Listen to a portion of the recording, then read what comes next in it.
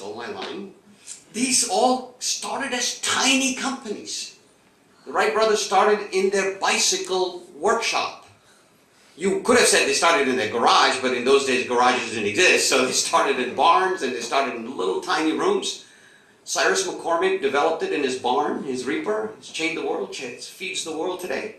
The Wright brothers, Henry Ford. And look at all of what these companies are. These are today Dow 30 companies.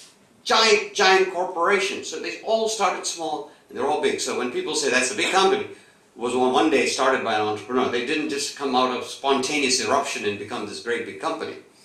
Once again, when the world was in trouble right after World War II, it was entrepreneurs that changed the way we live and led another economic renaissance. People like Steve Jobs, Bill Gates, Herb Keller, Jeff Bezos, Sergey Brin, these names, they're legends in their own time, as we call them. Change the way we think, change the way we behave. And once again, in the 21st century, that's why I'm an optimist about our economy. I do believe it's coming back, and it will be coming back, not as strong as we'd like, but it'll be coming back. And it's because of these guys. These are legends in the making. People like Zuckerberg and Dorsey and Musk, my favorite, Elon Musk, the guy who's working on the electric car and taking people up into space. All of these people not only have changed the way we live and think and entertain ourselves, but they've even changed governments and dictators, such as the Arab Spring. One could argue that Facebook and Twitter were very, very fundamentally important to the deposing of these dictators. So it's with due respect I say, and luckily there may be venture capitalists in this audience, but there are no politicians in this audience, but if there were one, I would say to them, it's with respect. I call upon you guys to, instead of trying to create these top-down unwieldy policies and trying to impose all these rules and regulations, to job creation. What's a job creator? No politician ever created a job. What they should do is remove the impediments, strengthen the institutions, avoid corruption, stop making it so difficult for our entrepreneurs, and just free them so that they can then, once again, save the world.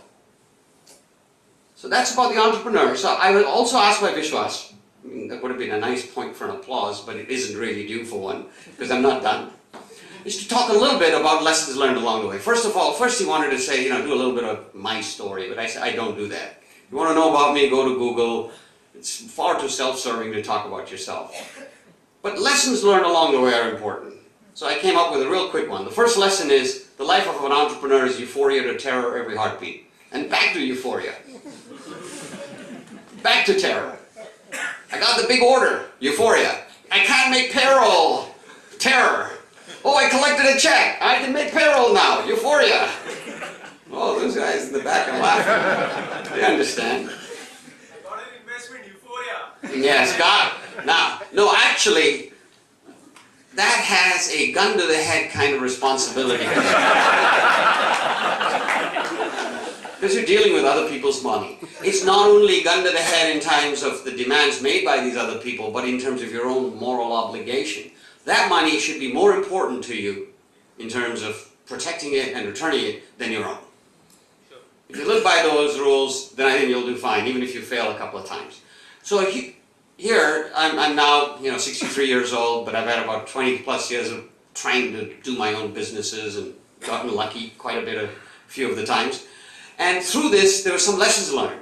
And during this time, I had a few people who worked for me in 4 of those 5 companies, because we've gone together, and that's why I can be here for 3 weeks, and they're running my company on the West Coast, because I trust them with my life. And one of them actually used to write down some of the crazy, stupid things I'd say. And so he called them Ashokisms. He's an American guy. He's a very, very good guy. He's one of those 3 people out on the West Coast right now. And they were essentially things I'd said that sort of distilled themselves into advice from mistakes made and lessons learned to entrepreneurs. So let me go through them. I just picked out 18 of them. He actually published them in a little booklet. And he would distribute them to new hires, saying, here, read this first. First, care passionately. That's easy. Care about your customers, care about your investors, and care about your employees. Care about them passionately. And that's not a problem, because most entrepreneurs are passionate people. Type A's and passionate, and they care. They care about everything. But while you care, here's another paradox: be intellectually ruthless. What does that mean? I'll explain that in an example. I started my business, and we were little and we were young, and we got to a point, a few $1 million in revenue, and needed a CFO. Went out and hired a CFO. And over time, he became my brother. Worked late hours with me, 80 hours a week, and helped the company grow from 0 to 20 to 50 to 100.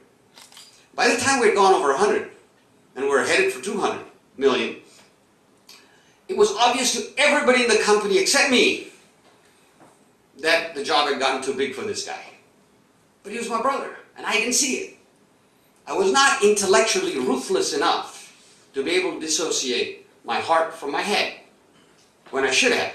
And I probably hurt the company a little bit. Fortunately, we grew so fast and then we went public that it didn't hurt us that much, but it did hurt. And this is that paradox. While you care passionately, you have to be able to, at times, disconnect that caring and be intellectually ruthless. Not heartless, but intellectually ruthless. Tough to do, easy to say. I didn't do it. I failed this test. Delegate everything. You grow, delegate everything, but never delegate success. Now, what does that mean? When you're growing, as entrepreneurs, we like to be control freaks, right? Control freaks? All of them out there? You want to know everything about everything that's going on. But the way you grow is by delegating, by creating a team around you and partners and other people who you can trust, and then letting them create their teams and delegate. But the difference between what most people say and what this little Ashokism says is, but never delegate success. Even if you get to be huge, stay involved in those things that can make or break you. If Ken Lay and Jeff Skilling, do you all know who those two people are? Enron. If they had stayed involved in the development, in the number generation game that Andy Fastow, you know who he is, he was a CFO. And I know that company very well. And I put the blame on Andy Fastow, and he cooked the books. And if they had stayed involved in how those numbers are being cooked, they would still be in Enron today. They'd still be one of the most respected companies in the world. So delegate everything, but don't delegate success. This is one easy. Track your mistakes, not your successes. I used to keep a list of the 10 worst mistakes I ever made in writing. Numbers 1 through 10. You know what the tragedy about that list was? Not that the list existed, but it used to change. That means I made some other mistake that got ahead of one of the mistakes I'd already made. But you kept track of it, because the real sin is making that same mistake more than once. So learn from your own mistakes, and the way you learn from it is not just by talking about it. Track them. Write them down. The best deals are made at the point of indifference. We all think we're great negotiators, particularly as entrepreneurial types, type A's. We think we're great negotiators. We want to screw the other guy in the negotiation. We want to win the deal. But the best deals that last the longest are when both parties are just slightly upset. So the best deals are made at the point of indifference, when both parties are willing to walk away. I've lived by this one: a deal delayed is a deal betrayed. It goes back to what my stockbroker once told me. And think about this when I say, you can never lose money in the stock market if you sell at a profit. Think about it.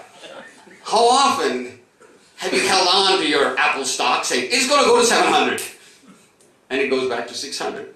Well, Apple at least will go back to 700, but how about Western Union? How many of you remember the company Western Union? It's the company, I would argue, one of the companies that helped build the United States back in the 1880s.